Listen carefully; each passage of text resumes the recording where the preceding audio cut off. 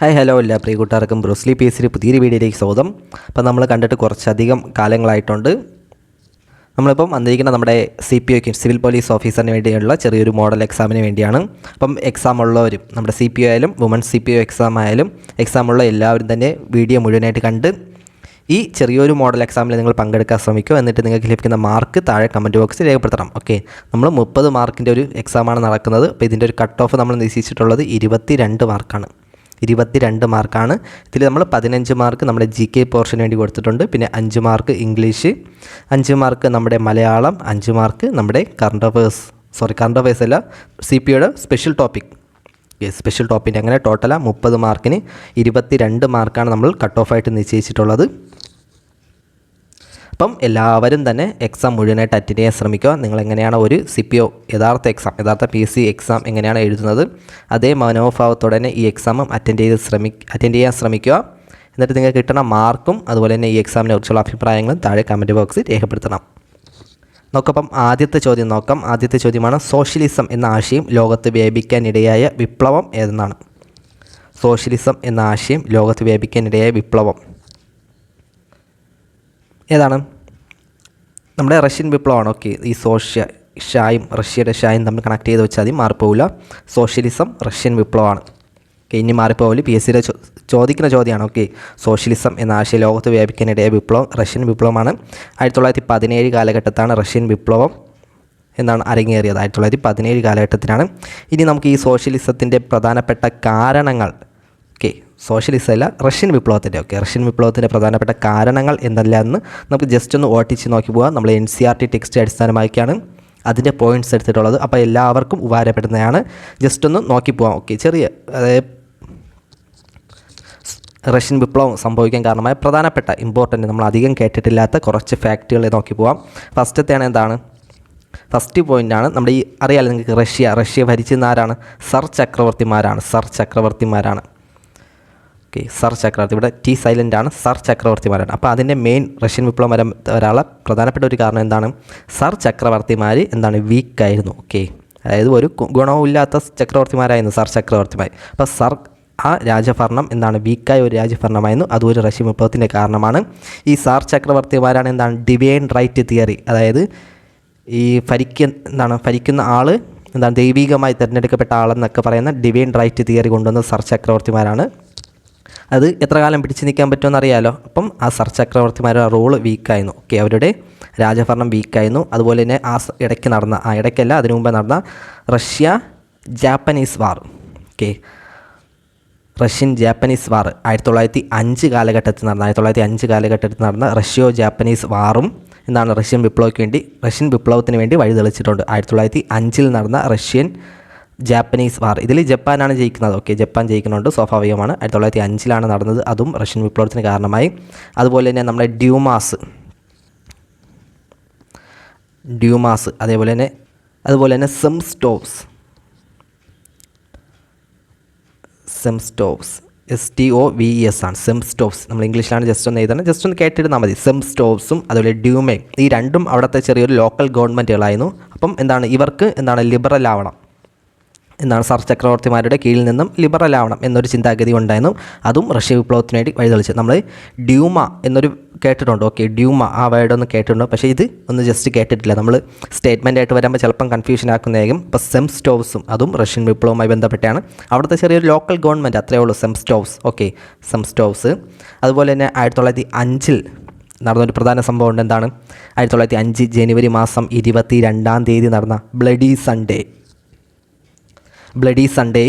Russian വിപ്ലവത്തിന് വേണ്ടി നയിച്ചിട്ടുണ്ട്. Okay, 1905 ജനുവരി 22-നാണ് bloody Sunday നടന്നത്. അപ്പോൾ ബ്ലഡി സൺഡേ റഷ്യൻ വിപ്ലവവുമായി ബന്ധപ്പെട്ടാണ്. വർഷവും ഡേറ്റും ഇമ്പോർട്ടൻ്റ് ആണ്. 1905 ജനുവരി 22. ഇനി ഈ ബ്ലഡി സൺഡേയുമായി ബന്ധപ്പെട്ട ഒരു പ്രധാനപ്പെട്ട ഒരു വ്യക്തിനെ കേട്ടിട്ടുണ്ട് PSC ഇടയ്ക്ക്. ഏതാണ്? Father Gabon. Okay, father Gabon, അതായത് ഫാദർ ഗാബോണിൻ്റെ നേതൃത്വത്തിലുള്ള ഒരു കുറച്ച് പേര് ഒരു നിവേദനം കൊടുക്കാൻ വേണ്ടി ചെറുതായിട്ടൊന്ന് സ്ട്രൈക്ക് പോലെ പോയിട്ടുണ്ട്. അപ്പോൾ അതിനെതിരെ വെടിയുയർത്തി. അതാണ് 1905 ജനുവരി 22 നടന്ന ബ്ലഡി സൺഡേ. Father Gabon. ഈ പേരും ശ്രദ്ധിക്കണം, കേട്ടിട്ടുള്ളതാണ്, PSC ഈ ഇടയ്ക്ക് കേട്ടതാണ്. ഫാദർ ഗാബോൺ ബ്ലഡി സൺഡേയുമായി ബന്ധപ്പെട്ടിരിക്കുന്നു. ഇനി നമ്മുടെ ബ്ലഡി സൺഡേ 1905 ബ്ലഡി സൺഡേ ആണ് ഏത്? Intro to October revolution, Russian വിപ്ലവത്തിൻ്റെ കാലത്ത് 1917 ഒക്ടോബറിൽ നടന്ന ഒക്ടോബർ റവല്യൂഷൻ്റെ ഇൻട്രോ എന്നറിയപ്പെടുന്നതാണ് 1905 ബ്ലഡി സൺഡേ. അത് ജസ്റ്റ് പോയിൻ്റ് ഓർത്ത് വയ്ക്കാം. 1905 ബ്ലഡി സൺഡേ ആണ് 1917 നടന്ന ഒക്ടോബർ റവല്യൂഷൻ്റെ ഇൻട്രോ എന്ന് അറിയപ്പെടുന്നത്. അപ്പോൾ ഇതൊക്കെയാണ് പ്രധാനപ്പെട്ട കോഴ്സുകൾ. ഇനി നമ്മുടെ റാസ്പുട്ടിനെ അറിയാലോ. അപ്പം ഈ കൊട്ടാരങ്ങളെല്ലാം റാസ്പുട്ടിൻ്റെ ഒരു നിയന്ത്രണത്തിൽ മേലുണ്ടായിരുന്നു. അവരുടെയൊക്കെ മേലെ ഒരു റാസ്പുട്ടിൻ എന്നൊരു ഒരു ചെയിനിയനുണ്ട്, ഒരു വലയനുണ്ടായിരുന്നു. അപ്പോൾ അദ്ദേഹവും ഈ റഷ്യൻ വിപ്ലവത്തിന് വേണ്ടി വഴി തെളിച്ചിട്ടുണ്ട്. ഓക്കെ, അതും ചെറിയൊരു കാരണമാണ്. രാജകൊട്ടാരം മുഴുവൻ റാസ്പുട്ടിൻ്റെ കീഴിലായിരുന്നു. പിന്നെ റാസ്പുട്ടിൻ എങ്ങനെ മരിച്ചതെന്നറിയാമല്ലോ. അവിടുത്തെ പ്രഭുക്കന്മാർ തന്നെ അവസാനം വിഷം കൊടുത്താണ് റാസ്പുട്ടിനെയൊക്കെ കൊല്ലണത്. അതൊക്കെ ഔട്ട് ഓഫ് സിലബസ് ആണ്, ജസ്റ്റ് പറഞ്ഞെന്നുള്ളൂ. അപ്പോൾ ഈ റാസ്പുട്ടിനും നമ്മുടെ റഷ്യൻ റവല്യൂഷന് ചെറിയൊരു ഒരു കരട് വരാൻ കാരണമായിട്ടുണ്ട്. റാസ്പുട്ടിനാണ്. ഇനി കുറച്ച് എക്കണോമിക് കോസസുകളാണുള്ളത്. അത് നമുക്ക് അറിയാവുന്ന കോസസാണ്. Economic causes. ഒരു രാജ്യം ഒരു പ്രധാന യുദ്ധത്തിലേക്ക് പോകുമ്പോൾ അതിന് പ്രധാനപ്പെട്ട കോസസുകളാണ് അത്. ഒന്ന് ക്ഷാമം. ഓക്കെ, അവിടെ ഏതെങ്കിലും ഒരു കാലഘട്ടത്തിൽ ഒരു ക്ഷാമം ഉണ്ടായിക്കാണും. അതിൻ്റെ ബാക്കി തുടർച്ചയായിട്ടാണ് റവല്യൂഷൻസ് ഒക്കെ വരുന്നത്. അതേപോലെ ക്ഷാമം റഷ്യയിലുണ്ടായിരുന്ന മുൻകാലങ്ങളിലുണ്ടായിരുന്ന ഒരു 10-15-20 വർഷങ്ങൾക്ക് മുമ്പ് ഉണ്ടായിരുന്ന ഒരു ക്ഷാമം. അതുപോലെ തന്നെ അവിടുത്തെ എക്കണോമി സാമ്പത്തികമായിട്ട് നല്ലപോലെ വീക്കായിരുന്നു. പിന്നെ ഒരു കാരണമാണ് ഇൻഡസ്ട്രിയലൈസേഷൻ. ഓക്കെ, പെട്ടെന്നുള്ള ഒരു ഇൻഡസ്ട്രിയലൈസേഷനും റഷ്യൻ റവല്യൂഷനിലേക്ക് നയിച്ചു. ഈ ഇൻഡസ്ട്രിയലൈസേഷൻ കാരണം നഗരപ്രദേശങ്ങളിൽ ഓവർ ക്രൗഡഡായി ഒത്തിരി ജനങ്ങൾ വന്ന് താമസിക്കാൻ തുടങ്ങി. ഇതും റഷ്യൻ റവല്യൂഷന് നടന്ന്. അപ്പം അങ്ങനെ താമസിക്കുന്ന വല്ല രോഗങ്ങൾ വന്നാൽ പടരും. അതുപോലെ തന്നെ പെട്ടെന്ന് ക്ഷാമം വരും. ആൾക്കാർ ഓവറാ തിങ്ങി നേരും. പിന്നെ അവർ തമ്മിലുള്ള പ്രശ്നങ്ങളാവും. അപ്പോൾ അതെല്ലാം റഷ്യൻ റവല്യൂഷനിലേക്ക് വഴിതെളിച്ചു. അപ്പോൾ അതെല്ലാം നോക്കണം. പിന്നെ നമ്മുടെ സോഷ്യലിസ്റ്റ് പാർട്ടി, അങ്ങനെ കുറേ പാർട്ടികൾ വന്നു. അപ്പോൾ ഇത്രയുമാണ് നിങ്ങൾ അധികം കേട്ടിട്ടില്ലാത്ത പോയിന്റുകൾ, അത് മാത്രമേ പറഞ്ഞുള്ളൂ. ബാക്കിയൊക്കെ നമ്മൾ സ്വാഭാവികമായിട്ട് നമ്മളെ ചെറിയ റാങ്ക് ഫയലിലൊക്കെ വായിക്കുന്ന പോയിന്റുകൾ തന്നെയാണ്. ജസ്റ്റ് ഒന്നുകൂടി ഒന്ന് വായിച്ച് നോക്കുക. റഷ്യൻ റവല്യൂഷൻ ഇമ്പോർട്ടൻ്റ് ആണ്. സെക്കൻഡ് ചോദ്യമാണ്, താഴെ കൊടുത്തതിൽ ശരിയായ ജോഡികൾ തിരഞ്ഞെടുക്കുക എന്നാണ്. സാന്താൾ കലാപം, പഹാരിയ കലാപം, നീലം കർഷക കലാപം, കുറിച്യർ കലാപം. ശരിയായ ജോഡി ഏതൊക്കെയാണ്? ഏതാണ് ശരിയായ ജോഡി? 4 പോയിന്റുകൾ ശരിയാണ്. ഓക്കെ, സാന്താൾ കലാപവുമായി ബന്ധപ്പെട്ടാണ് സിന്ധു കാനു. അതുപോലെ പഹാരിയ കലാപം രാജാ ജഗന്നാഥൻ. പഹാരിയ കലാപം എവിടെയാണ് നടന്നത്? പഹാരിയ കലാപം എവിടെയാണ്? നമ്മുടെ ഛോട്ടാ നാഗ്പൂർ പ്രദേശങ്ങളിലാണ് പഹാരിയ കലാപം നടന്നത്. ഈ ഛോട്ടാ നാഗ്പൂർ പ്രദേശങ്ങളിൽ തന്നെയാണ് കോൾ കലാപവും ഛോട്ടാ നാഗ്പൂർ പ്രദേശങ്ങളിൽ തന്നെയാണ് നടന്നത്. അപ്പോൾ പഹാരിയ കലാപവും കോൾ കലാപവും ഒരേ പ്രദേശങ്ങൾ തന്നെയാണ്. ജസ്റ്റ് ഒന്ന് പറഞ്ഞതേ ഉള്ളൂ. ബ്രിട്ടീഷുകാർക്കെതിരെ ഇന്ത്യയിൽ നടന്ന ആദ്യത്തെ ഗോത്രവർഗ കലാപം ഏതെന്ന് കിട്ടിയാൽ അത് നമ്മുടെ പഹാരിയ കലാപമാണ്. ഓക്കെ, പഹാരിയ കലാപമാണ് ബ്രിട്ടീഷുകാർക്കെതിരെ ഇന്ത്യയിൽ നടന്ന ആദ്യത്തെ ഗോത്രവർഗ കലാപം പഹാരിയ കലാപമാണ്. അതുപോലെ തന്നെ നീലം കർഷക കലാപം ദിഗംബർ ബിശ്വാസും വിഷ്ണുചരൺ ബിശ്വാസുമാണ്. കുറിച്യർ കലാപം രാമൻ അമ്പി. വർഷം എന്നാണ്? 1812 ആണ്. 1812. നമ്മളറിയാം, നമ്മൾ എന്തെങ്കിലും ഒരു കാര്യം കുറിച്ചിടണം എങ്ങനെയാണ്? 1, 2 ഇങ്ങനെയൊക്കെ ഇട്ടാൽ എന്തെങ്കിലും കാര്യം കുറിച്ചിട്ട് നോട്ട് ചെയ്ത് വെക്കുന്നത് അത്രയേ ഉള്ളൂ. അപ്പോൾ 1, 2 കുറിച്ചിടുന്നത് കുറിച്യർ കലാപം 1812. മാറിപ്പോകരുത്. മൂന്നാമത്തെ ചോദ്യമാണ്, കോൺഗ്രസും മുസ്ലിം ലീഗും തുല്യ എണ്ണം ആൾക്കാരെ നാമനിർദ്ദേശം ചെയ്തുകൊണ്ട് കേന്ദ്രത്തിൽ ഇടക്കാല സർക്കാർ രൂപീകരിക്കുന്നതിനുള്ള കരട് നിർദ്ദേശം ആവിഷ്കരിച്ച പദ്ധതി ഏതെന്നാണ്? കോൺഗ്രസും മുസ്ലിം ലീഗും തുല്യ എണ്ണം ആൾക്കാരെ നാമനിർദ്ദേശം ചെയ്തുകൊണ്ട് കേന്ദ്രത്തിൽ ഇടക്കാല സർക്കാർ രൂപീകരിക്കുന്നതിനുള്ള കരട് നിർദ്ദേശം ആവിഷ്കരിച്ച പദ്ധതിയാണ്. ഏതാണ്? നമ്മൾ അധികം കേട്ടിട്ടില്ലാത്തൊരു പദ്ധതിയാണ് ദേശായ് ലിയാഖത്ത് പദ്ധതി. ഓക്കെ, ദേശായ് ലിയാഖത്ത് പദ്ധതി. നാലാമത്തെ ചോദ്യമാണ്, ഏത് വിദേശ ശക്തിയുടെ സംഭാവനയാണ് ഹോർത്തൂസ് മലബാറിക്കസ്? ഏതാണ്? സിമ്പിൾ ചോദ്യമാണ്. ഹോർത്തൂസ് മലബാറിക്കസ് നമ്മുടെ ഡച്ചുകാരുടെയാണ്. കേരളത്തിലെ സസ്യസമ്പത്തിനെക്കുറിച്ചുള്ള ആദ്യത്തെ പുസ്തകമാണ് ഹോർത്തൂസ് മലബാറിക്കസ്. ഡച്ചുകാരാണ്. ഏത് ഭാഷയിലാണ് രചിച്ചത്? ലാറ്റിൻ ഭാഷയാണ് കേട്ടോ. ലാറ്റിൻ ഭാഷയിലാണ് ഡച്ചുകാർ ലാറ്റിൻ ഭാഷയിലാണ് രചിച്ചത്. അതുപോലെ ഒരു പോയിന്റ് ഓർക്കേണ്ടത്, നമ്മുടെ ഹോർത്തൂസ് മലബാറിക്കസ് മലയാളത്തിലേക്ക് വിവർത്തനം ചെയ്തത് ആരാണ്? അത് KS മണിലാലാണ്. മണിലാലിന് പത്മശ്രീ ലഭിച്ച വർഷമാണ് 2020. 2020 പത്മശ്രീ ലഭിച്ച KS മണിലാലാണ് ഹോർത്തൂസ് മലബാറിക്കസ് മലയാളത്തിലേക്ക് വിവർത്തനം ചെയ്തത്. അഞ്ചാമത്തെ ചോദ്യമാണ്, താഴെ കൊടുത്തതിൽ ആര്യ സമാജവുമായി ബന്ധമില്ലാത്തത് തിരഞ്ഞെടുക്കാനാണ്. ആര്യ സമാജവുമായി ബന്ധമില്ലാത്തത് തിരഞ്ഞെടുക്കുക. ഏതാണ്? ഓപ്ഷൻസ് വായിക്കുമ്പോൾ തന്നെ കിട്ടും. ഓക്കെ, ഓപ്ഷൻ സി ആണ് കടൽയാത്ര നിരോധിക്കുക, ബന്ധമില്ലാത്തത്. ശൈശവ വിവാഹത്തെ എതിർക്കുക, വിധവ പുനർവിവാഹം ബന്ധമുള്ളതാണ്. അതുപോലെ സതി ബഹുഭാര്യത്വം എന്നിവ എതിർക്കുക. 6ാമത്തെ ചോദ്യമാണ് താർ മരുഭൂമിയുടെ ഏറ്റവും കൂടുതൽ ഭാഗം സ്ഥിതി ചെയ്യുന്ന സംസ്ഥാനം ഏതെന്നാണ്. താർ മരുഭൂമിയുടെ ഏറ്റവും കൂടുതൽ ഭാഗം സ്ഥിതി ചെയ്യുന്ന സംസ്ഥാനം ഏതാണ്? ഏറ്റവും കൂടുതൽ ഏതാണ്? രാജസ്ഥാനിലാണ്. ഓക്കെ, രാജസ്ഥാൻ. അതുപോലെ തന്നെ പഞ്ചാബ്, ഗുജറാത്ത്, ഹരിയാന എന്നീ സംസ്ഥാനങ്ങളിൽ കൂടിയാണ് താർ മരുഭൂമി വ്യാപിച്ച് കിടക്കുന്നത്. രാജസ്ഥാൻ, പഞ്ചാബ്, ഗുജറാത്ത്, ഹരിയാന ഈ പ്രദേശങ്ങളിലൂടെയാണ് താർ മരുഭൂമി വ്യാപിച്ച് കിടക്കുന്നത്. ഏറ്റവും കൂടുതലുള്ളത് രാജസ്ഥാനിലാണ്. 7ാമത്തെ ചോദ്യമാണ് താഴെ കൊടുത്തതിൽ ഉത്തര മഹാസമതലവുമായി ബന്ധപ്പെട്ട ശരിയായ പ്രസ്താവന ഏതെന്നാണ്. ഉത്തര മഹാസമതലവുമായി ബന്ധപ്പെട്ട ശരിയായ പ്രസ്താവന option A, B, C, D ഏതാണ്? ഏതാണ്? ഓപ്ഷൻ ഡി ആണ്. ഓക്കെ, ബേസിക് ക്വസ്റ്റ്യൻ ആണ്. സിന്ധു ഗംഗ ബ്രഹ്മപുത്ര സമതല എന്നറിയപ്പെടുന്നു. ലോകത്തിലെ ഏറ്റവും വിസ്തൃതമായ എക്കൽ സമതലം ഇന്ത്യയുടെ ദാനിയപുര എന്നറിയപ്പെടുന്നു. 8ാമത്തെ ചോദ്യമാണ് പുരളിമല സ്ഥിതി ചെയ്യുന്ന ജില്ല എവിടെയാണ്? പുരളിമല എവിടെയാണ്? പുരളിമല ഓപ്ഷൻ ഡി ആണ്, കണ്ണൂർ ജില്ലയിലാണ്. 9ാമത്തെ ചോദ്യമാണ് ഭൂമിയുടെ പ്രതലത്തോട് ഏറ്റവും ചേർന്നുള്ള അന്തരീക്ഷം പാളി എന്നാണ്. ഭൂമിയുടെ പ്രതലത്തോട് ഏറ്റവും ചേർന്നുള്ള അന്തരീക്ഷ പാളി എന്നാണ്. സ്ഥിരം ചോദ്യമാണ് ഇതൊക്കെ. ഏതാണ്? ട്രോപ്പോസ്ഫിയർ ആണ്. ഓക്കെ, ട്രോപ്പോസ്ഫിയർ, സ്ട്രാറ്റോസ്ഫിയർ അങ്ങനെയാണ് പോകുന്നത്. 10ാമത്തെ ചോദ്യമാണ് താഴെ കൊടുത്തതിൽ ഡെക്കാൻ പീഠഭൂമിയിലൂടെ ഒഴുകുന്ന നദികൾ ഏതൊക്കെയെന്നാണ്. ഡെക്കാൻ പീഠഭൂമിയിലൂടെ ഒഴുകുന്ന നദികൾ ഏതൊക്കെയെന്നാണ്? ഗോദാവരി, കൃഷ്ണ, കാവേരി, മഹാനദി ഏതാണ്? ഇവയെല്ലാം ഉണ്ട്. ഓക്കെ, 4 കൊണ്ട് ഗോദാവരി, കൃഷ്ണ, കാവേരി, മഹാനദി എല്ലാം ഡെക്കാൻ പീഠഭൂമിയിലൂടെ ഒഴുകുന്നതാണ്. വൃത്തഗംഗ എന്നറിയപ്പെടുന്നത് നമ്മുടെ ഗോദാവരിയാണ്. ഓക്കെ, വൃത്തഗംഗ. നമ്മുടെ വൃത്തന്മാരല്ലേ, വയസ്സായ ആൾക്കാരല്ലേ ഗോതമ്പരി കൊണ്ട് കഞ്ഞിയൊക്കെ ഉണ്ടായി കുടിക്കുന്നത്. അപ്പോൾ അത് ഓർത്താൽ മതി. ഗോതമ്പരി, ഗോദാവരി, വൃത്തന്മാർ, വൃത്തഗംഗ എന്നറിയപ്പെടുന്നത് ഗോദാവരിയാണ്. 11ാമത്തെ ചോദ്യമാണ് സുസ്ഥിരമാക്കൽ നടപടികളുടെ ലക്ഷ്യങ്ങളിൽ തെറ്റായത് ഏതെന്നാണ്. സുസ്ഥിരമാക്കൽ നടപടികളുടെ ലക്ഷ്യങ്ങളിൽ തെറ്റായത് ഏതെന്നാണ്? ഇതാണ് A, B, C, D economics ആണ്.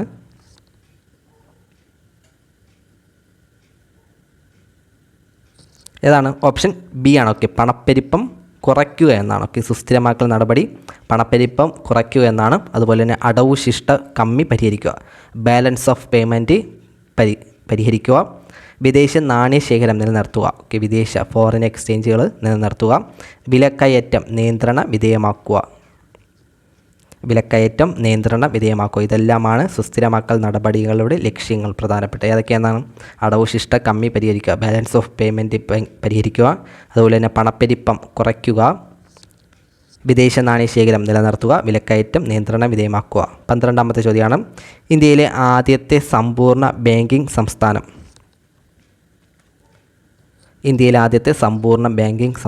ഏതാണ്?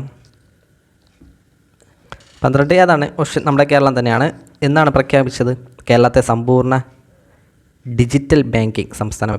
കേരളത്തിൻ്റെ സമ്പൂർണ്ണ ഡിജിറ്റൽ ബാങ്കിങ്, വെറും ബാങ്കിങ് അല്ല, ഡിജിറ്റൽ ബാങ്കിൽ സംസ്ഥാനമായി പ്രഖ്യാപിച്ചതെന്നാണ് 2023 2023 ജനുവരി 7-ാം തീയതിയാണ്. ഓക്കെ, 2023 ജനുവരി 7-ാം തീയതിയാണ് കേരളത്തിൻ്റെ സമ്പൂർണ്ണ ഡിജിറ്റൽ ബാങ്കിങ് സംസ്ഥാനമായി പ്രഖ്യാപിച്ചത്. അതുപോലെയുള്ളൊരു പോയിൻ്റാണ് കേരളത്തിലെ ആദ്യത്തെ സമ്പൂർണ്ണ ഡിജിറ്റൽ ബാങ്കിങ് ജില്ല ഏതാണ്? ചോദിച്ചിട്ടുള്ള ക്വസ്റ്റ്യനാണ് കറണ്ട് അഫയേഴ്സിൽ. കേരളത്തിലെ ആദ്യത്തെ സമ്പൂർണ്ണ ഡിജിറ്റൽ ബാങ്കിങ് ജില്ല ഏതാണ്? നമ്മുടെ തൃശ്ശൂരാണ്. ഓക്കെ, തൃശ്ശൂർ ആണ്. ഇതേ സെയിം ക്വസ്റ്റ്യന് പാലക്കാട് ആൻസറുണ്ട്. ഏതാണ് ചോദ്യം? പാലക്കാട് ആൻസറായിട്ട് പറഞ്ഞത് എന്നാണ്. കേരളത്തിലെ ആദ്യത്തെ സമ്പൂർണ്ണ ബാങ്കിങ് ജില്ല ഏതെന്ന് കേട്ടാൽ പാലക്കാടും, പക്ഷേ ആദ്യത്തെ സമ്പൂർണ്ണ ഡിജിറ്റൽ ബാങ്കിങ് ജില്ല തൃശ്ശൂരുമാണ്. കേരളത്തിലെ ആദ്യത്തെ സമ്പൂർണ്ണ ബാങ്കിങ് ജില്ല പാലക്കാടുമാണ്, പക്ഷേ കേരളത്തിലെ ആദ്യത്തെ സമ്പൂർണ്ണ ഡിജിറ്റൽ ബാങ്കിങ് ജില്ലയാണ് നമ്മുടെ തൃശ്ശൂരാണ്. രണ്ടും മാറിപ്പോലും, പാലക്കാടും തൃശ്ശൂരുമുണ്ട്. 13ാമത്തെ ചോദ്യമാണ് പൊതുമേഖലയും സ്വകാര്യ മേഖലയും ഒരുമിച്ച് പ്രവർത്തിക്കുന്ന സമ്പദ് വ്യവസ്ഥ അറിയപ്പെടുന്നതാണ്. സിമ്പിൾ ചോദ്യമാണ്. ഏതാണ്? മിശ്ര സമ്പദ് വ്യവസ്ഥയാണ്. 14 നീതി ആയോഗ് നിലവിൽ വന്ന തീയതി. നീതി ആയോഗ് എന്നാണ്? 2015 ജനുവരി 1-നാണ്. 15ാമത്തെ ചോദ്യമാണ് ഇന്ത്യയിലെ വ്യാപാര പരിഷ്കാര നടപടികളിൽ തെറ്റായത് ഏതെന്നാണ്? ഇറക്കുമതിയിലും കയറ്റുമതിയിലുമുള്ള അളവുപരമായ നിയന്ത്രണങ്ങൾ ഇല്ലാതാക്കുക, ഇറക്കുമതിക്കും ആവശ്യമായ അനുമതി നൽകൽ നടപടി ഒഴിവാക്കുക, ഇറക്കുമതി ചുങ്ക നിരക്ക് കൂട്ടിക്കൊണ്ടുവരിക, അപകടപരവും പരിസ്ഥിതിക്ക് പ്രശ്നം ഉണ്ടാക്കുന്നതുമായ വ്യവസായങ്ങൾ ഒഴികെ മറ്റെല്ലാ വ്യവസായങ്ങൾക്കും ഇറക്കുമതി അനുമതി ഇല്ലാതാക്കി. വിലേതാണ് തെറ്റായ നടപടികൾ? 15 ഏതാണ്? ഓപ്ഷൻ സി ആണ്. ഓപ്ഷൻ സി ആണ് തെറ്റായത്. ഇറക്കുമതി ചുങ്കം എന്താണ്? കുറച്ചുകൊണ്ടാണ് വന്നത്. കുറച്ചുകൊണ്ടാണ്, ഡിക്രീസാണ് ചെയ്തത്. ഓക്കെ, കുറച്ചുകൊണ്ടാണ് വന്നത്. അപ്പോൾ നമുക്ക് നമ്മുടെ ഇനി ബാക്കിയുള്ള ചോദ്യങ്ങൾ നോക്കാം. നമ്മൾ 16ാമത്തെ ചോദ്യമാണ് നമ്മുടെ മലയാളത്തിലെ ആദ്യത്തെ ചോദ്യം. ലെഫ്റ്റ് ഹാൻഡഡ് കോംപ്ലിമെൻറ്റ് എന്നതിൻ്റെ അർത്ഥം എന്നാണ്? Left handed compliment option A, B, C, D. ഏതാണ്? PSC റിപ്പീറ്റ് ചോദ്യമാണ് ഇതൊക്കെ. ലെഫ്റ്റ് ഹാൻഡഡ് കോംപ്ലിമെൻറ്റ് ഏതാണ്? ഓപ്ഷൻ സി ആണ്. ഓക്കെ, വിപരീതാർത്ഥ പ്രശംസയാണ്. ഓപ്ഷൻ സി ആണ്. 17ാമത്തെ ചോദ്യമാണ്. താഴെ കൊടുത്തതിൽ ശരിയായത് ഏതെന്നാണ്? കൃത്രിമം അതിൻ്റെ കറക്റ്റായിട്ടുള്ള ഏതെന്നാണ്? വൊക്കാബുലറിയാണ് മലയാളത്തിൽ നിന്നുള്ള. താഴെ കൊടുത്തതിൽ ശരിയായത് ഏതെന്നാണ്? 72 ഓപ്ഷൻ ബി ആണ്. ഓക്കെ, സൂക്ഷിച്ച് നോക്കണം. ഇങ്ങനെയാണ്. ഓക്കെ, കൃത്രിമം. ഓക്കെ, ഇത് നോക്കണം. അപ്പോൾ ഓപ്ഷൻ ബി ആണ്. ഇതാണ് കറക്റ്റായ ഫോം, കൃത്രിമം. താഴെ കൊടുത്തതിൽ ശരിയായത് ഓപ്ഷൻ ബി ആണ്. അടുത്ത ചോദ്യമാണ് 18ാമത്തെ ചോദ്യമാണ്. ഭൂതകാലം സൂചിപ്പിക്കുന്നത് എന്തിനെ എന്നാണ്? സിമ്പിൾ ചോദ്യമാണ്, നമ്മുടെ ലോജിക്ക് ഉപയോഗിച്ച് എഴുതാവുന്നേ ഉള്ളൂ. ഭൂതകാലം സൂചിപ്പിക്കുന്നത് കരയുന്നു, പറഞ്ഞു, കേൾക്കും, പഠിക്കുന്നു. ഏതാണ്? ഓപ്ഷൻ ബി ആണ്, പറഞ്ഞു. ഓക്കെ, കഴിഞ്ഞ കാലത്തിനെ സൂചിപ്പിക്കുന്നതാണ് ഭൂതകാലം. 74ാമത്തെ ചോദ്യം. മുള്ളു പിടിക്കലും മുറുക്കനെ പിടിക്കണം. ശരിയായത് ഏതെന്നാണ്? മുള്ളു പിടിക്കലും മുറുക്കനെ പിടിക്കണം. ഏതാണ്? സിമ്പിളാണ്. ഓപ്ഷൻ എ ആണ്. ചെയ്യുന്ന പ്രവൃത്തി ആത്മാർത്ഥതയോടെ ചെയ്യണം. ഓപ്ഷൻ എ ആണ്. മുള്ളു പിടിക്കലും മുറുക്കനെ പിടിക്കണം. ഓപ്ഷൻ എ ആണ് ഉത്തരം. 75ാമത്തെ ചോദ്യം നമ്മുടെ 20ാമത്തെ ചോദ്യം. താഴെ കൊടുത്തതിൽ വിശേഷണ പദം ഏതെന്നാണ്? താഴെ കൊടുത്തതിൽ വിശേഷണ പദം ഏതെന്നാണ്? നടന്നു, പിളർന്നു, പൊട്ട്, വളഞ്ഞ. ഏതാണ്? ഓപ്ഷൻ ഡി ആണ്. ഓക്കെ, വളഞ്ഞ. ഓപ്ഷൻ എ, വളഞ്ഞ കമ്പ്. ഓക്കെ, കമ്പിനെ വിശേഷിപ്പിക്കാൻ വേണ്ടിയല്ല നമ്മൾ വളഞ്ഞ ഉപയോഗിക്കുന്നത്. അത് തന്നെയാണ് വിശേഷണ പദം. വളഞ്ഞ കമ്പ്, വളഞ്ഞ കമ്പി, അങ്ങനെയൊക്കെ പറയില്ലേ? ഓക്കെ, വളഞ്ഞ വര, അത്രയേ ഉള്ളൂ. അപ്പോൾ വിശേഷണ പദമായിട്ട് ഉപയോഗിക്കുന്നത് ഓപ്ഷൻ ഡി, വളഞ്ഞ എന്നാണ്. ഓക്കെ, വളഞ്ഞ. നമുക്ക് ഇംഗ്ലീഷിലെ 5 ചോദ്യങ്ങൾ നോക്കാം. 21ാമത്തെ ചോദ്യമാണ്. So the said that they dash back. So the said that they dash back. അതാണ് ഓപ്ഷൻ സി ആണ്. Okay, they would bring bag. So the said that they would bring bag. Option C ആണ് ഉത്തരം. അതേപോലെ 22ാമത്തെ ചോദ്യമാണ്. She is dash small to lift the weight. She is dash small to lift the weight. Filling the blanks. ഏതാണ്? Option D ആണ്. 2 ആണ്. ഇത് ഏതാണ്? നമ്മുടെ 2 ഇങ്ങനെ ഒരു ഫോം ഉണ്ട്. അതായത് ഇവിടെ 2 വന്നു കഴിഞ്ഞാൽ അപ്പുറത്തും ഓപ്ഷൻ ഇതാണ്. 2 ഇങ്ങനെ ഒരു ഫോം ഉണ്ട്. ഓക്കെ, ഇതൊന്ന് ശ്രദ്ധിക്കണം. അതായത് നമ്മുടെ റേദർ ദാൻ അതേപോലെ എയ്തർ ഓർ, നെയ്തർ, നോർ, അങ്ങനെയൊക്കെ ഒരു കണക്ഷൻ ഉണ്ടല്ലോ. അതുപോലത്തെ ഒരു ഫോം തന്നെയാണ് 2. ഓക്കെ, 2. ഇത് രണ്ടും ഒന്ന് ശ്രദ്ധിച്ചിരിക്കണം. 2 ആണ്. ഓപ്ഷൻ ഡി ആണ് ഉത്തരം. 23ാമത്തെ ചോദ്യമാണ്. It was 2 years dash that I first meet Ajay. It was 2 years dash that I first met Ajay. ഏതാണ്? പീരീഡ് ഓഫ് ടൈമിനെ സൂചിപ്പിക്കാതാണ്. ഓപ്ഷൻ ഡി ആണ്. 4 ആണ്. Okay, 4. It was 2 years for that I first met Ajay. Since എന്താണ്? സിൻസ് ഒരു point of ടൈമിനാണ്. Okay, ഇപ്പം 90, 95 എന്നൊരു പ്രത്യേകം പോയിൻ്റ് എടുത്ത് തന്നിരുന്നാൽ അത് സൂചിപ്പിക്കാൻ സിൻസും, അല്ല ഒരു പീരീഡ് ഓഫ് ടൈം എന്നാൽ 2 years, 2 വർഷം. Okay, 2 years. അപ്പം പീരീഡ് ഓഫ് ടൈം എന്ന് കഴിഞ്ഞാൽ 4ഉം പോയിൻ്റ് ഓഫ് ടൈം എന്ന് കഴിഞ്ഞാൽ ഏതാണ്? അത് സിൻസുമാണ്. പോയിൻ്റ് ഓഫ് ടൈം സിൻസുമാണ്. ഓക്കെ, 94ാമത്തെ ചോദ്യം നമ്മുടെ 24ാമത്തെ ചോദ്യം. There is dash sugar left we need to buy some. ഏതാണ്? Few, little, a few, the little. There is dash sugar left we need to buy some. Option ഏതാണ്? Option C ആണ്. Okay, option C ആണ് ഉത്തരം. ലിറ്റിലാണ്. എന്താണ് little വരാൻ കാരണം? ഇത് നമുക്ക് കൺഫ്യൂഷൻ ആവാൻ സാധ്യതയുള്ള ലിറ്റിൽ ഫ്യൂ, അതിൽ തന്നെ എ ലിറ്റിലാണോ എ ഫ്യൂ ആണോ, അങ്ങനെ വരാനാണ് സാധ്യത കൂടുതൽ. ഇതിൽ ഫ്യൂ വരാത്തത്, ഫ്യൂ എന്ന് പറയുന്നത് എന്താണ്? കൗണ്ടബിൾ നൗണിനാണ് പറഞ്ഞത്. കൗണ്ടബിൾ നൗണിൻ്റെ കൂടെയാണ് നമ്മൾ ഫ്യൂ ഉപയോഗിക്കുന്നത്. കൗണ്ടബിൾ നൗൺ എന്ന് പറഞ്ഞു കഴിഞ്ഞാൽ എന്താണ്? കുറച്ച് ആട്ടിൻകുട്ടികൾ അത് നമുക്ക് എണ്ണി തിട്ടപ്പെടുത്താൻ പറ്റുമല്ലോ, അതിനാണ് നമ്മൾ കൗണ്ടബിൾ എന്ന് പറയുന്നത്. ഇപ്പോൾ ഷുഗർ ലെഫ്റ്റ് അതിലുള്ള എന്താണ് പഞ്ചസാരയെ നമുക്ക് എണ്ണി തിട്ടപ്പെടുത്താൻ പറ്റുമോ, അതിലുള്ള ഓരോ മണികളെയും ഇല്ലല്ലോ, എണ്ണി തിട്ടാൻ പറ്റില്ലല്ലോ. അപ്പോൾ അത് അൺകൗണ്ടബിൾ നൗണാണ്. അൺകൗണ്ടബിൾ നൗണിൻ്റെയാണ് ലിറ്റിൽ വരുന്നത്. ലിറ്റിൽ എന്ന പ്രയോഗം പറഞ്ഞത് അൺകൗണ്ടബിൾ നൗണിൻ്റെയും കൗണ്ടബിൾ നൗണിൻ്റെ ഫ്യൂ എന്നാണ് പറഞ്ഞത്.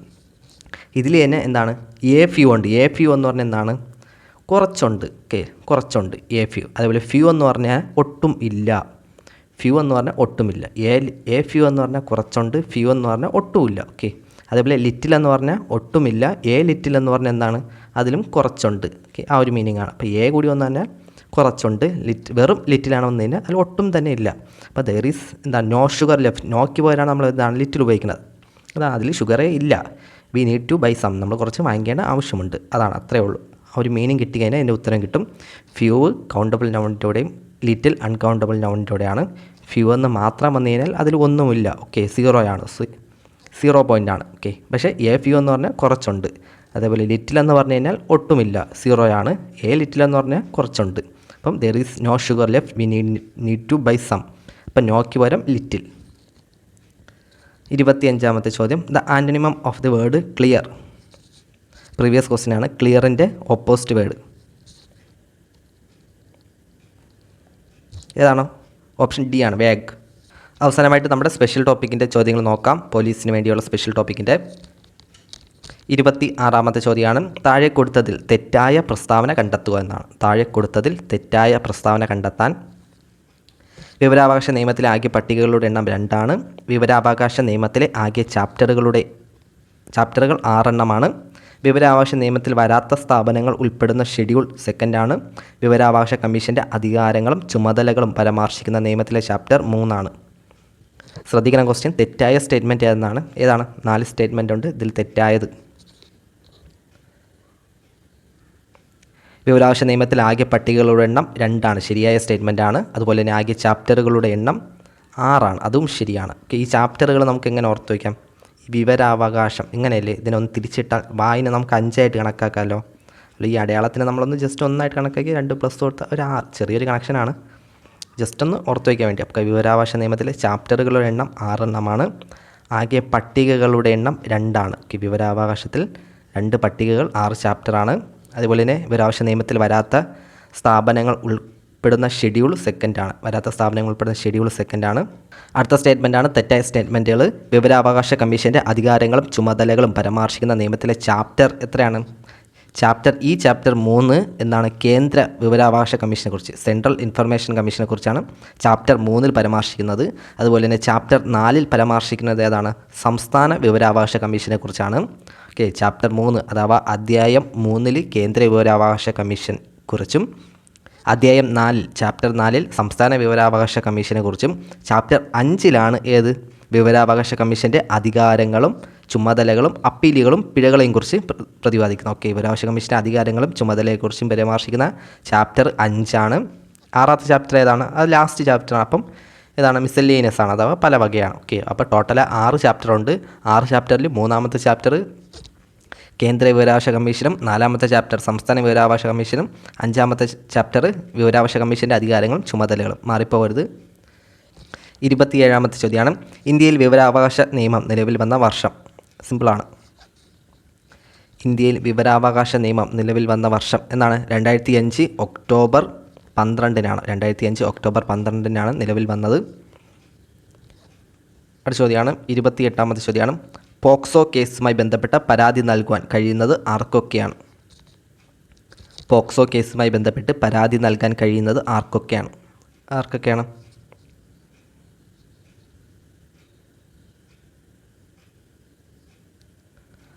ഏതാണ്? ഓപ്ഷൻ എ ആണ്, ഇവർക്കെല്ലാം. സ്പെഷ്യൽ ജുവനൈൽ പോലീസ് യൂണിറ്റിന്, child welfare committee, local police, child line, ഇവർക്കെല്ലാവർക്കും പറ്റും. അടുത്ത ചോദ്യമാണ് 29ാമത്തെ ചോദ്യം, പോക്സോ നിയമത്തിലെ ലക്ഷ്യങ്ങളിൽ ഉൾപ്പെടുന്നത് ഏതൊക്കെയെന്നാണ്? ലൈംഗികാതിക്രമം, ലൈംഗിക പീഡനം എന്നിവയിൽ നിന്നും കുട്ടികളെ സംരക്ഷിക്കുക. അടുത്ത സ്റ്റേറ്റ്മെൻറ്റുകൾ ഓരോന്ന് വായിച്ച് നോക്കുക. ലക്ഷ്യങ്ങളിൽ ഉൾപ്പെടുന്നവ ഏതൊക്കെയെന്നാണ്?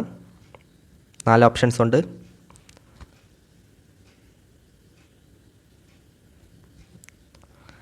ഏതാണ്? ഉത്തരം ഓപ്ഷൻ സി ആണ്. ഓക്കെ, 1, 2, 3, 4 4 സ്റ്റേറ്റ്മെൻറ്റുകൾ ഉൾപ്പെടുന്നതാണ്. അതുപോലെ ലൈംഗിക അതിക്രമം, ലൈംഗിക പീഡനം എന്നിവയിൽ നിന്ന് കുട്ടികളെ സംരക്ഷിക്കുക, കുട്ടികളെ ഉപയോഗിച്ചുള്ള അശ്ലീല ചിത്രം, പുസ്തകം, സാമഗ്രിക നിർമ്മാണം എന്നിവ നിന്നും സംരക്ഷിക്കുക, കുട്ടികൾക്കെതിരെ ലൈംഗിക കുറ്റകൃത്യങ്ങളുടെ വിചാരണയ്ക്ക് പ്രത്യേക കോടതി സ്ഥാപിക്കുക, ബാലസൗഹൃദപരമായ നടപടികൾ ഉറപ്പ് വരുത്തുക. ലാസ്റ്റ് ചോദ്യം നോക്കാം നമുക്ക്. 30ാമത്തെ ചോദ്യമാണ്. താഴെ കൊടുത്ത കുറ്റങ്ങളിൽ IT ആക്ട് പ്രകാരം പരമാവധി ശിക്ഷ കൂടുതലുള്ള കുറ്റം ഏതെന്നാണ്? IT ആക്ട് പ്രകാരം പരമാവധി ശിക്ഷ കൂടുതലുള്ള കുറ്റം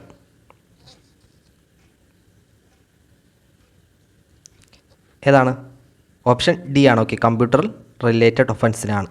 ഓപ്ഷൻ ഡി ആണ്. അപ്പോൾ ഇത്രയുമാണ് നമ്മുടെ 30 ചോദ്യങ്ങൾ. നിങ്ങൾക്ക് എത്ര മാർക്ക് ലഭിച്ചെന്ന് താഴെ കമൻറ്റ് ബോക്സിൽ രേഖപ്പെടുത്തണം. അതുപോലെ തന്നെ ഇതുപോലത്തെ എക്സാമുകൾ ഇനി വേണോ വേണ്ടിയെന്ന് കൂടി താഴെ കമൻറ്റ് ബോക്സിൽ രേഖപ്പെടുത്തണം. അപ്പോൾ മറ്റൊരു വീഡിയോ ആയിട്ട് നമുക്ക് വീണ്ടും കാണാം.